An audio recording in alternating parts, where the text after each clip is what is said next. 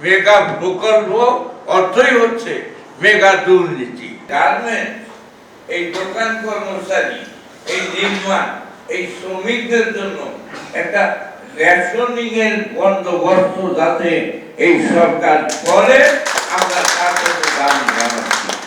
যদি রেশনিংটা হয় তাহলে কিন্তু এই তিনটা সেক্টরের নিম্ন আয়ের যারা মানুষ তাদের সাফারিটা অন্তত কিছু কমবে। যে বাংলাদেশে ইপিজেড এক্সপোর্ট প্রসেসিং জোন, কোন দেশে এইটাকে একটু ভিন্ন নামে এফটিজেড ফ্রি ট্রেড জোন আছে, যেমন শ্রীলঙ্কায় আছে, যেমন ইন্ডিয়ায় আছে, যেমন ইন্দোনেশিয়ায় আছে।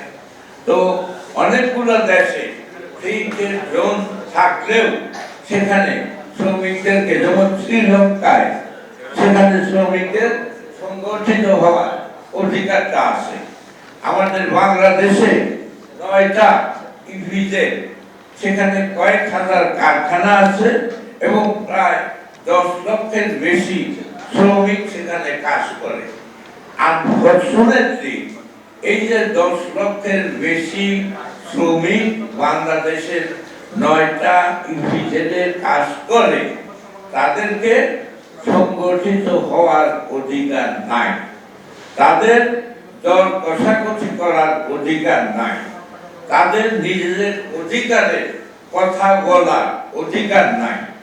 কিন্তু বাংলাদেশের যে সংবিধান 72 সালে যেটা রচিত হয়েছে, সেই সংবিধানে মূল ধারার মধ্যে একটা কিন্তু আছে যে বাক স্বাধীনতা, সংগঠন করার স্বাধীনতা, দল কষাকষি করার স্বাধীনতা, এটা হচ্ছে মানুষের এবং শ্রমিকদের মৌলিক অধিকার।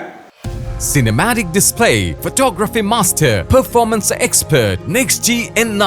আমরা বিশেষভাবে বর্তমান এই অন্তর্বর্তীকালীন সরকারের দৃষ্টি আকর্ষণ করছি এবং আমি এই প্রসঙ্গে যিনি এই সরকারের প্রধান প্রফেসর ডক্টর মোহাম্মদ ইউনূস এবং যিনি শিল্প মন্ত্রণালয়ের দায়িত্বে আছেন, উনি আমাদের বন্ধু বটে ইউনিভার্সিটির সময়, আদিলুর রহমান শুভ্রু।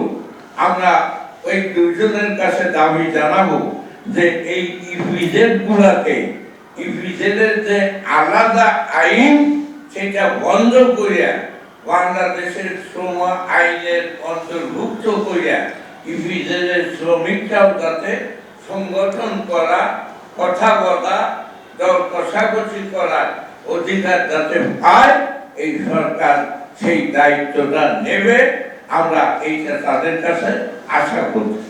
আইএলও কনভেনশন 87/98 এইটা সরকার রেটিফাই করলেও এবং বাংলাদেশের শ্রম আইন থাকলেও, কিন্তু আমরা যখন শ্রম আইনকে একটু ভালোভাবে দেখতে যাই, তখন দেখা যায় যে অনেকগুলা শ্রম আইনের মধ্যে যেগুলা 87 এবং 98 কে কন্ট্রাডিক্ট করে, একসাথে যায় না। যেমন 87 আছে প্রত্যেকের সংগঠন করা, কথা বলার অধিকার আছে। আমাদের শ্রম আইনে আছে, এর আগে ছিল যে 30% শ্রমিক একত্রিত না হইলে ইউনিয়ন গঠন করতে পারবে না। মেগা প্রকল্প অর্থই হচ্ছে মেগা দুর্নীতি।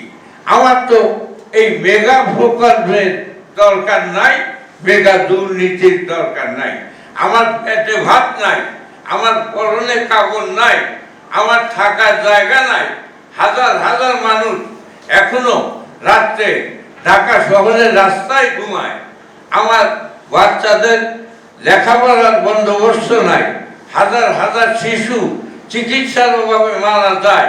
মৌলিক অধিকার যে 5টা, সেই 5টা নিশ্চিত না করিয়া আমি পদ্মা সেতু, যমুনা সেতু, আবার নতুন করিয়া কি ব্রিজ করতেছে, এয়ারপোর্ট একটা আছে, আর একটা করা লাগবে। আমরা শ্রমিকরা এই ধরনের মেগা প্রকল্প আর মেগা দুর্নীতির পক্ষে না।